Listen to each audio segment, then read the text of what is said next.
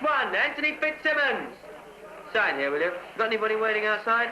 There's nobody interested in me, mate. I ain't got nowhere to go. By the way, did you see the welfare officer like I told you? And he promised me a pair of shoes, but, what's the good?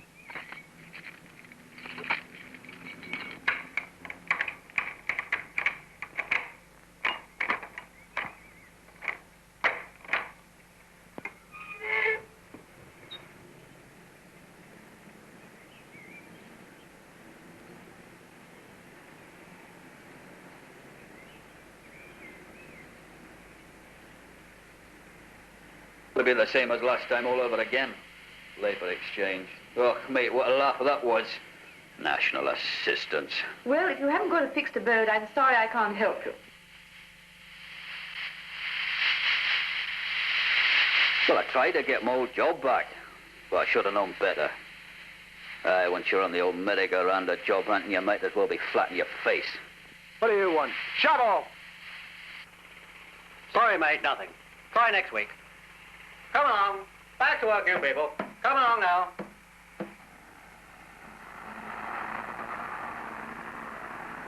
And it wasn't much better when I tried to get a few bob for cleaning a car.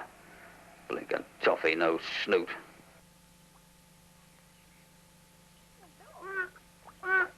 I am begging for the price of a bed was far worse than begging for a job. Come along, Nigel. It's time for us to go now.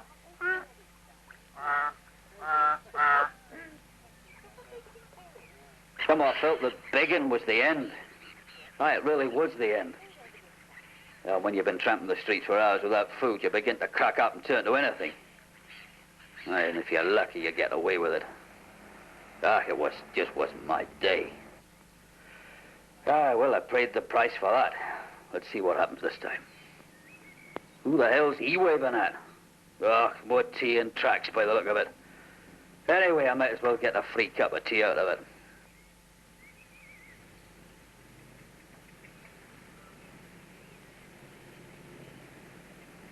Morning, mate. Morning. What's your name? Terry Fitzsimmons. Who are you? Oh, my name's Dick. Come in here. Come have a cup of tea. I can probably help you a bit.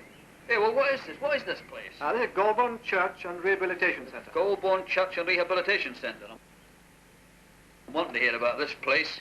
Never heard of it. Not to worry. I have a cigarette. Thank you, mate. How long have you been in, Tony? I'm just after doing 4 months. And what happened to you?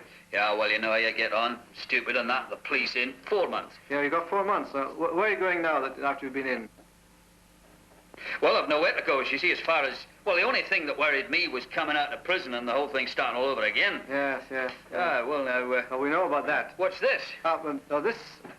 what we got here, this card is the card to the affair. The Goulburn Church and Rehabilitation Centre. Now, don't let the church put you off. Right, you live here? Oh, yes, we live there, but it's not the church. It's worrying. The governor will be up in a minute. The governor's the Reverend Peake. That's him there in the picture. Aye, the Reverend Peake. Now, he'll be up in a minute with the bus, and, well, if you wish to go with us, you can go down there. We'll settle you in. Aye, well, you see, it's not the church that's putting me off. No, it's rehabilitation we're speaking of, not the church. Aye, look, will this be run, like, by the police again, the same as before? No. Oh, well, you'll try anything once. It's better than sleeping out, isn't it? Oh, not a palace, Tony, but at least it's clean and... Hello, chum. Come for a cuppa? Good. Get skates on, mate. Let's get moving. Bring the pot and all this bullet pound. 5, 6, 6.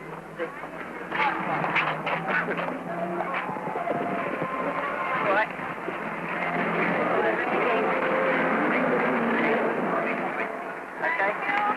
3 pounds. 3 pounds a 2 bob, Edward, tonight. 3 pounds a 2 bob, regularly. Oh, yeah, get it, some boys, all right. Black and honest, all right. Come on, my girls. Hold up, be lucky.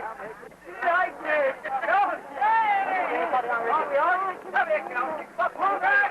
Come everybody's got a book.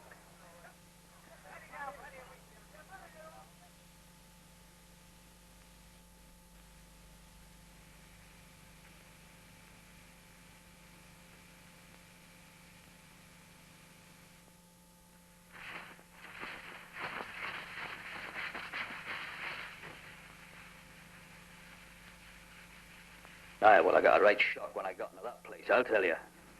After what I'd been told, you know, here it was. Just a church. Crosses, hymn books. Yeah, no grub, no beds. Yeah, where are all the blokes supposed to be then? Morning, back there.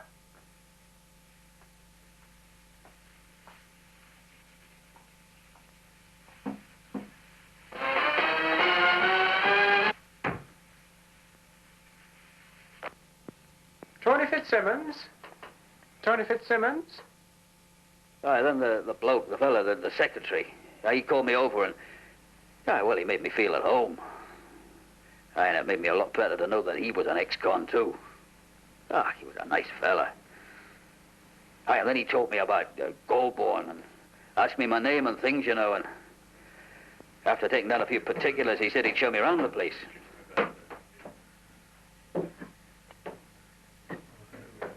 Well, first we went in the dining room where some of the chaps were hanging about.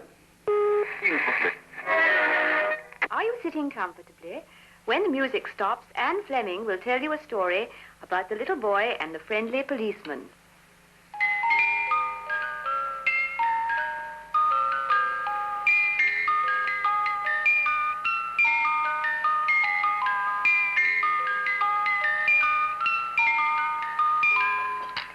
Did you enjoy that, children? Turn that flippy thing off. Grab up. Come and get it. Well, I don't know what this new chap, Tony Fitzsimmons, thought about the residents at Goulburn. But by heavens, he certainly knocked back the grub. After he'd finished that, I took him up the stairs to the dormitory. I thought if he was decided to stay with us, he might as well get settled in straight away. I could see that the place had really impressed him. Because two things are very good about Goulburn. One's the grub, and the other's the beds. And then I introduced him to one or two of the other fellas there. It was a nice friendly bunch, blokes. And I left him to get on with it. Watch you, mate. Hey, look who's here. Hey, Donny. Well, it didn't take me long to settle in there. But I must admit, for the first few days, I didn't feel like doing anything much. Do you mind? So I just hung around. Particularly at grub time. And it was Dr. Peake who gave me my first real chance. Found me a job in a calf. Then on my day off, I used to go and listen to him at Hyde Park Corner. The welfare state has not begun to think about the problems of the ex-convict, the probationer or the dosser, nor does it give any money to help those who are trying to do something about it. This is why I opened my church as a home in 1957, and it was right here in Hyde Park that my dreams of a home for the homeless offenders started. Down and out used to come to me for $1/2 for a kip. But suspecting that the money was used for other purposes, I stopped giving money and offered instead a meal and a place to sleep in the gallery of my church off Portobello Road. Those were difficult days. I hadn't got much to offer. The gallery was bare and draughty, the roof leaked, and the floor was hard. But to my surprise, some of these chaps came back for a second night. Time went by, I got some beds and bedding, and soon we had about 10 men staying with us regularly. And this meant that on Sunday I used to preach to my congregation against a background of washing stretched in front of the pipe organ while tired men rested upstairs. Some of these men came to me as ex-convicts straight from prison. Some were social misfits, dossers, men who had to do skippering. You're probably wondering what skippering means. I really don't know. It's a down-and-out word for a night out. Down the embankment or out in the open somewhere.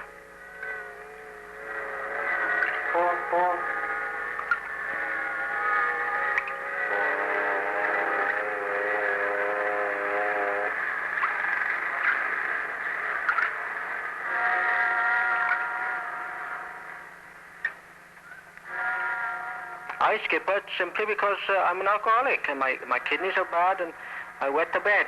Consequently, when I go to bed, I wake up in the middle of the night and the bed is found dead and I have to leave the place the next day. Because of that then, I'm beat, see, and I have to skip her then.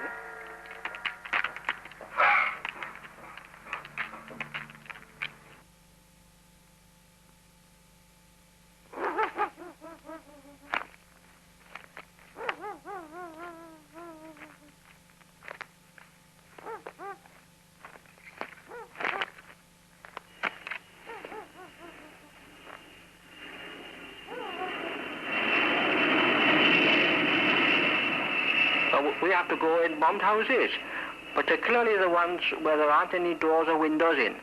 Because by going into an empty house, you're automatically breaking the law. You're committing an offence to the extent that you're breaking and entering, even if there's nothing in the place. But of course, I'll make sure they don't catch me in a house with a door, see?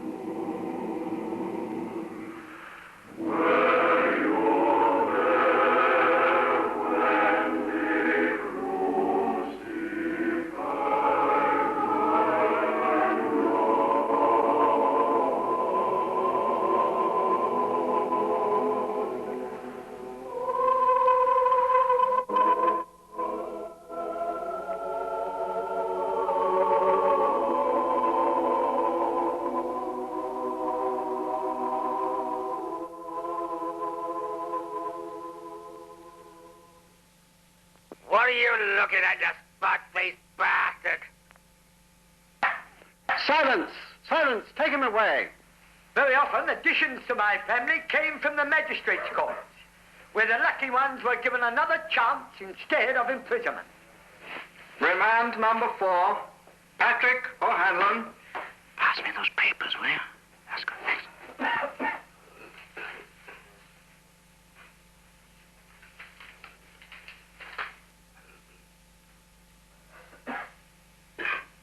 Yes, Mr. James? I had an interview with this man's employer, who is a plumber, and he told me that although he's foolish to have done this thing, he's not basically bad. He seems to have some sort of a grudge against society, but I know that he's really sorry for what he did. There's no malice in the boy, and the present trouble appears to spring from the fact that both his parents have recently died, and he's now without a proper home. I'm sure that given the guidance of a probation officer and a home which I think I can find for him at the Goulburn Centre, he will respond to a probation order.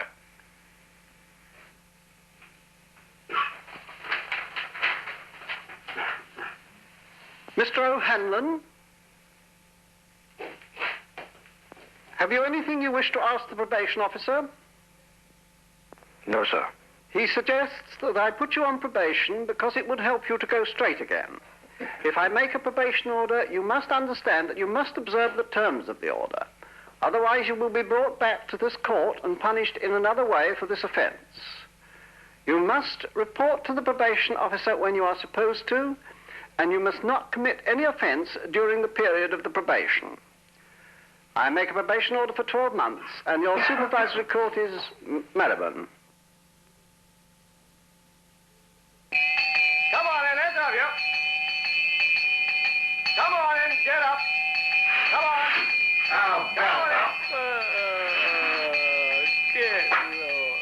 Come on in, let's have you.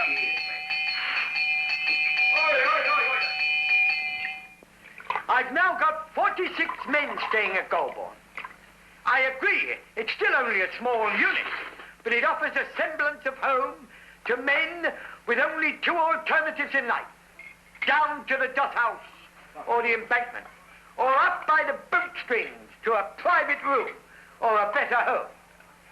Goulburn is not a hostel for casuals and down-and-outs looking for night's skip. We believe in going far beyond the mere offer of a bed and breakfast. We believe in taking a personal interest in every resident, whoever he may be or whatever his background. Men who have committed almost every crime in the calendar have been welcomed at Goulburn. And we have had all sorts and conditions of men. The thief, the alcoholic, the homosexual, the drug addict, and the social misfit. Ex-clowns, ex-buskers, retired civil servants, miners and doctors. They're all here together at Goulburn, and they all have one thing in common. I had no home. When I came out of prison, my wife turned me out, so I had to find some place to stay. Don't talk to me about mother and father. It's because of them I left home. And the worst of it is that when we go out into the streets, nobody wants to speak to you or look at you. They treat us as untouchables. My relations, they treat me as vermin. And these are the things that hurt us most deeply, or more deeply than anything other, is when people whom we used to call friends suddenly decide that because you've slipped by the wayside, you're no longer worthy of the name friend.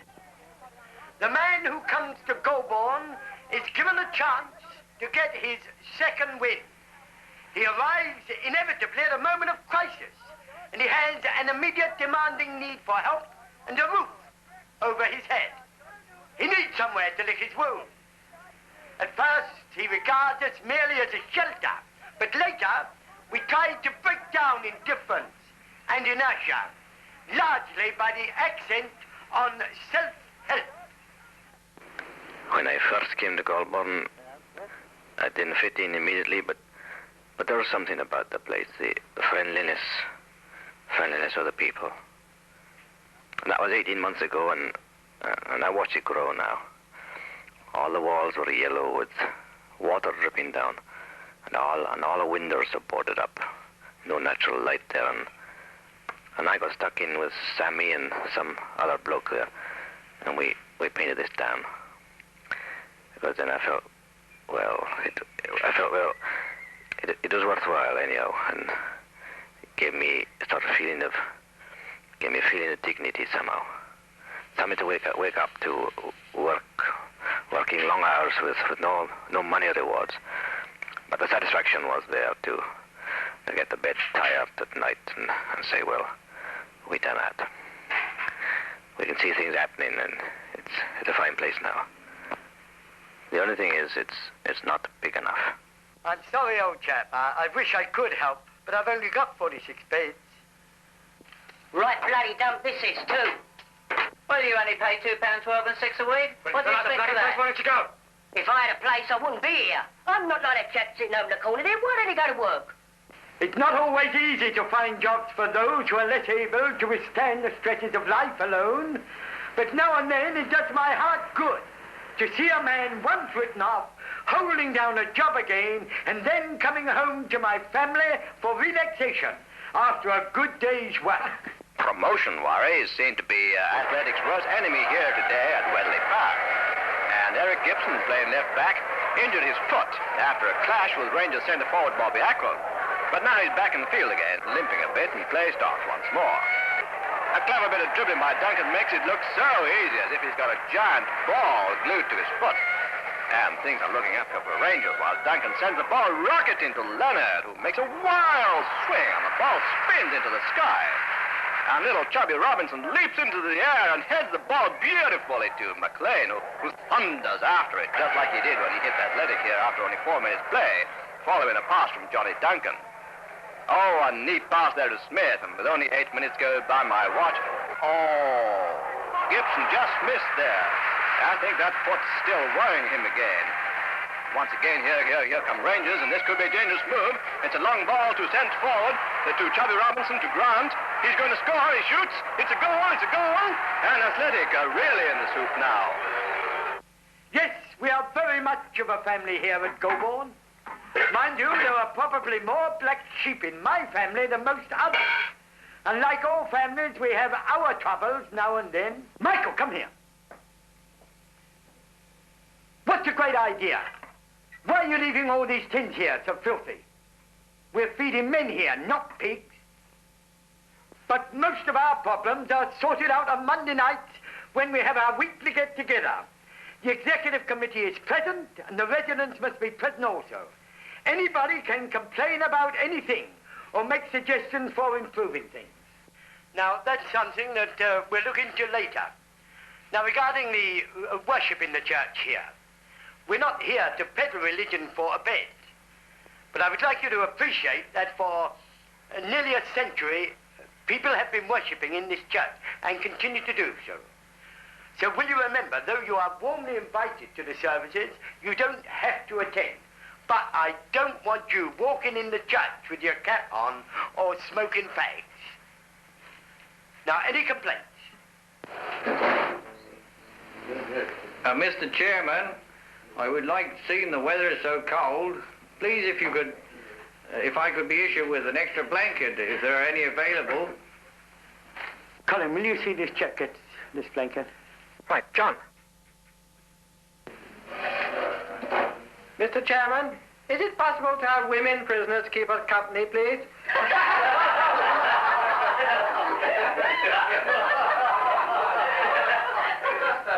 I'm fed up with watching TV and playing games. Can't we have a concert party? Well, it's up to you, really. We have tried this, you know. What's the use in having a concert here? By the time we have rehearsed, most of the fellows here are gone. I don't think it really matters, as long as you're doing something constructive. Yes, I think it's a good idea.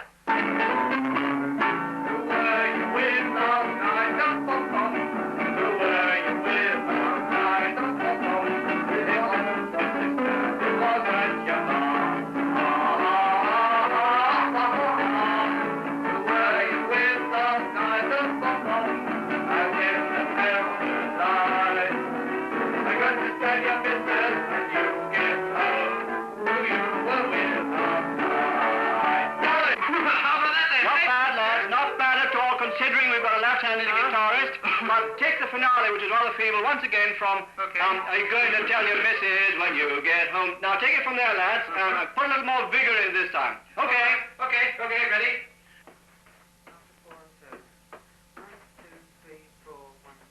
Are you going to tell your missus when you get home who you were with last night? Boys! And remember, Christ himself was a convict. Now hit number 389.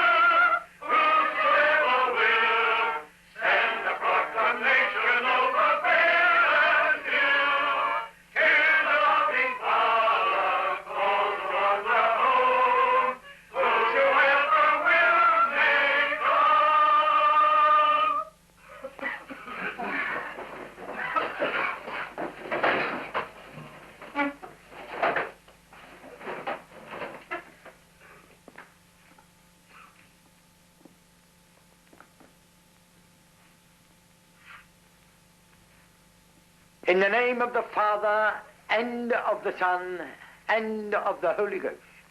Amen.